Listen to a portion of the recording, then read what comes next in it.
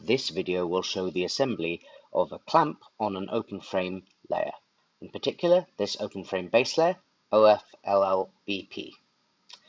The assembly has two holes at the top and bottom and one in the center. The top and bottom holes are threaded and the central one is smooth bore. This spring that you can see here will go into the central smooth bore hole. I'll just put it in place and it will say sitting there. And then I'll put the clamp body into the clamp recess, noting that there is a hole, or a recess rather, on the clamp body for the spring to locate into. Once the spring is located and the clamp body held in place, I can attach the screws into the top and bottom holes. These are M3 screws with a countersink. So I'm going to place the top one in place now, loosely tightening it, and then making sure that I have the clamp held in place with my thumb still.